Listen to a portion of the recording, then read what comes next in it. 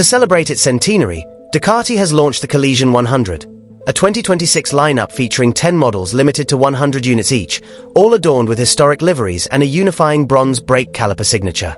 Yet, beneath the romantic veneer of bridging heritage and modern technology, this exclusive release feels less like a tribute to raw mechanical ancestry and more like a calculated masterclass in scarcity marketing, turning what should be ridden on the open tarmac into high-octane financial assets destined for climate-controlled vaults. Let's dissect the 10 pillars of this ultra-exclusive lineup.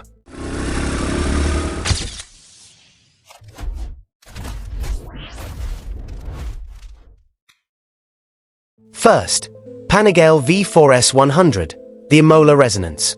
The crown jewel of the collection draws inspiration from the legendary 750 Imola Desmo, the bike that Paul Smart and Bruno Spaggiari piloted to an unexpected victory at the 1972 Imola 200 miles, famously dethroning Giacomo Agostini. Ducati has brought back the magnetic, glittery silver of the 1970s GP era, pairing it with a striking metallic green frame and swing arm. Visually, it is breathtaking. Mechanically, Ducati has thrown a bone to the hardcore enthusiasts. This edition features a dry clutch, a component usually reserved for the track-only SP variants. It begs the question, why wasn't this mechanical masterpiece standard on the base V4S to begin with? Second, Panigale V2S 100, the Marine Engine Paradox. Honoring Franco Unsinai's 1975 Italian Speed Championship winner, this livery mixes bright racing yellow with a deep burgundy brown. In a fascinating twist of industrial history, this specific brown wasn't born on the racetrack.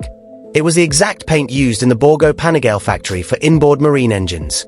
While it serves as a brilliant industrial document, the real headline here is mechanical. A dry clutch makes its debut on the modern V-twin engine configuration. It is an engineering first that will undoubtedly make this V2 highly coveted, if it ever leaves the garage. Third, Street Fighter V4S 100, the Tiger of 1979. Draped in a black and gold color scheme that echoes the iconic Formula First John Player Special era, this bike replicates the 1979 900 Sport Desmo Dama, the spiritual ancestor of today's hypernakeds. Complete with a vintage tiger's head graphic under the tailpiece, it captures a time when Italy was obsessed with Eastern exoticism. It's a stunning aesthetic exercise, though one wonders if the aggressive, angular lines of the 2026 Street Fighter are a bit too busy to truly honor the clean, muscular geometry of the original Dama. Fourth, Monster 100, the end of an era. Paying homage to the 2008 Monster S4 RS Trichlor, the machine that marked the final curtain call for the first-generation Monster, 1993 to 2008. This model wears the red, white, and green Italian flag. Like its Panigale siblings, it receives the much-coveted dry clutch upgrade. It is a bittersweet reminder of what the Monster used to be. A raw, trellis-framed hooligan bike, contrasting sharply with the aluminum-framed, highly polished iteration of 2026. Fifth, Xdiavel V4 100, the California Hot Rod. In 1977, Cook Nielsen won at the Daytona Oval Circuit on a modified 750 Super Sport nicknamed the California Hot Rod, breaking open the American market for Ducati. The 2026 Xdiavel V4 100 modernizes this history with a dominant grey and blue palette. Sixth, Diavel V4 RS 100, the 900 replica. The Diavel V4 RS 100 applies that iconic green, red, and white striped livery to Ducati's flagship maxicruiser. It is a fascinating aesthetic contradiction, pushing the legacy of a lightweight, wind-splitting TT racer onto a muscular, heavyset cruiser. Seventh, Multistrada V4 RS 100, the Giugiaro Revolution. The Multistrada V4 RS 100 replicates this with a refined blue-gray, red accents, and classic blue stripes. It's a sophisticated nod to innovation, fitting for a bike that has revolutionized the sport touring segment. Eighth, Scrambler 100, the Berliner brothers' dream. The oldest historical nod in the collection goes back to 1962, born from American importer Joe Berliner's request for a dirt track machine. Sporting an azure blue livery with red and grey details, brushed aluminum wheels, and low handlebars, this Scrambler captures the pioneering spirit of the 60s.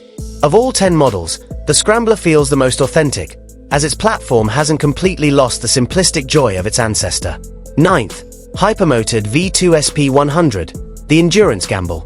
The Hypermotored V2 SP 100 adopts the stark, aggressive NCR team livery of black, white, grey, and red, complete with a metallic effect tank and the number 9 on the tailpiece. It completely subverts the usual bright red look of the Hypermotored, resulting in an irreverent, menacing stance. 10th, desertx 100, the Ice Racing Maverick. Inspired by the 1981 Panther Ice, bikes with studded tires and no brakes used as entertainment during AlphaSud Winter Championship breaks, the desertx 100 swaps its rugged adventure colors for a bold, total yellow scheme with blue and white accents. Ducati is making no secret of who this collection is for.